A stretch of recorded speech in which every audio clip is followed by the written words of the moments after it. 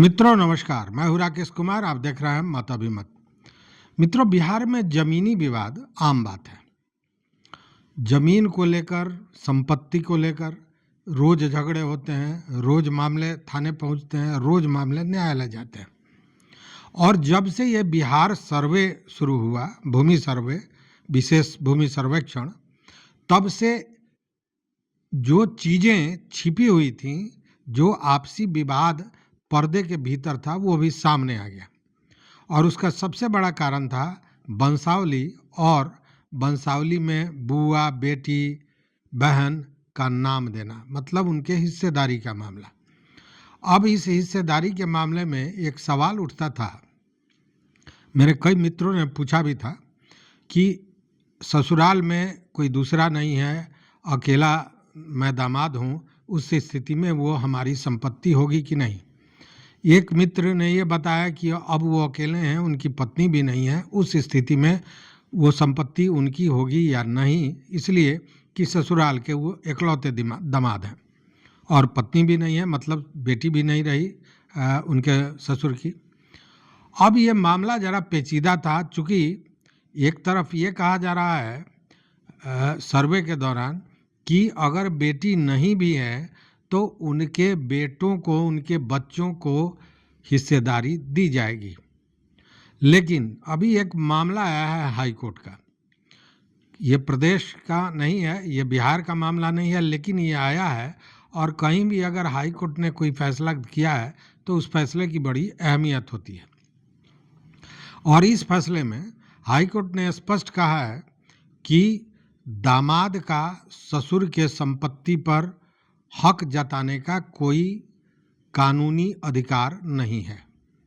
मतलब कि संपत्ति में, ससुर के संपत्ति में या जमीन में, जायदाद में अगर दामाद अपना हक मांगता है तो वो गैर कानूनी है, वो कानून के तहत नहीं है, वो अधिकार उसको प्राप्त नहीं है।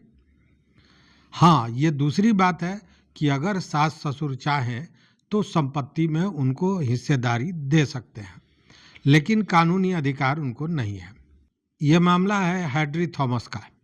हेनरी थॉमस नाम के एक व्यक्ति ने अपने दामाद के विरुद्ध एक मामला दर्ज कराया था और उसमें यह कहा था कि वो उनकी संपत्ति में, उनके जमीन जायदाद है उसमें कहीं ना कहीं हस्तक्षेप कर रहे हैं, इसलिए उनको रोका जाए ताकि वो अपनी संपत्ति का अपने हिसाब से उपयोग कर सके। और ये जो दामाद है, ये है तैली पारंबा निवासी डेविस। इनके मामले को एचसी ने खारिज कर दिया। एचसी ने कहा कि नहीं, दामाद को कोई कानूनी अधिकार नहीं है कि वो संपत्ति में अपने हक की लड़ाई लड़े, उसको वो कानूनी अधिकार नहीं है। तो ये मामला क्या था, इस बात को भी समझिए। देखिए, ये तैली पारंबा के एक निवासी हैं डेविस। वो अपने ससुर के इकलौते दामाद, मतलब उसके ससुर की एक ही बेटी और उसके ये पति थे, तो दामाद इकलौते दामाद थे।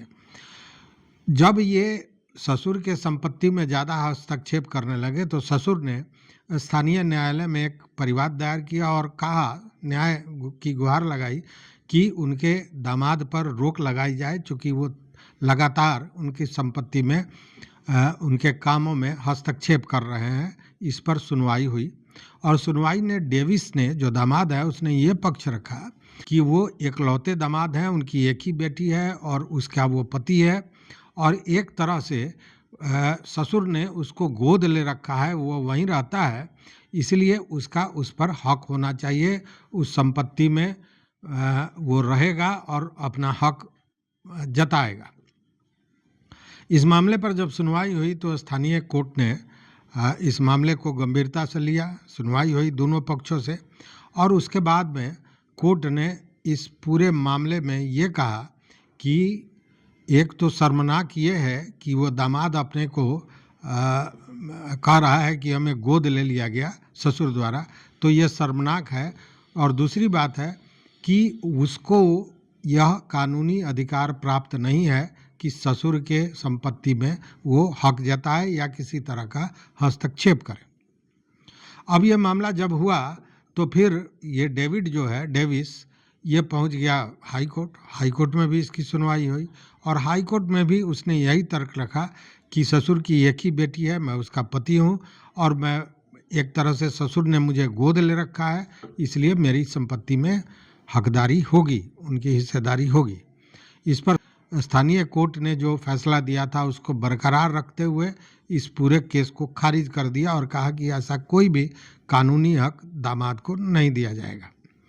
तो अब देखिए, ये प्रश्न मैं इसलिए उठा रहा हूँ कि जब बिहार में सर्वे हो रहा है तो संपत्ति में बेटी को हिस्सेदारी देने की बात की जा रही है और जब बेटी को हिस्सेदारी मिलेगी तो क्या होगा, दामाद को ही कहीं होगा।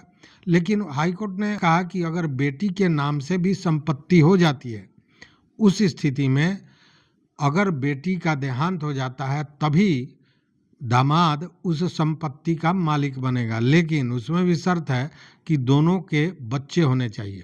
अगर बच्चा नहीं है तो बेटी के संपत्ति पर उस दामाद का हक नहीं होगा। अब इस स्थिति में अगर यहाँ देखते हैं आप तो यहाँ भी यह कहा गया है कि अगर बेटी नहीं है, बेटी का देहांत हो गया है और उसके बच्चे हैं तो बच्चों की हिस्सेदारी होगी। अब यहाँ एक प्रश्न उठाया जा रहा है कि बच्चों की हिस्सेदारी होगी, दामाद की होगी कि नहीं। तो जो हाईकोर्ट का वो फैसला आया है उससे तो यही लगता है कि दामाद का नहीं होगा, अगर बच्चे हैं तो बच्चों की हिस्सेदारी होगी। अब ये एक भ्रम का विषय है, इस पर आपका क्या राय है ज़रूर बताइएगा हमारे कमेंट बॉक्स में और इन सारे चीज़ों पर अपना विचार जरूर दीजिएगा। देखते रहिए मत अभिमत। मित्रों, चैनल पर नए हो तो सब्सक्राइब कीजिए, लाइक कीजिए, दोस्तों के साथ शेयर कीजिए। बहुत बहुत धन्यवाद, बहुत बहुत धन्यवाद।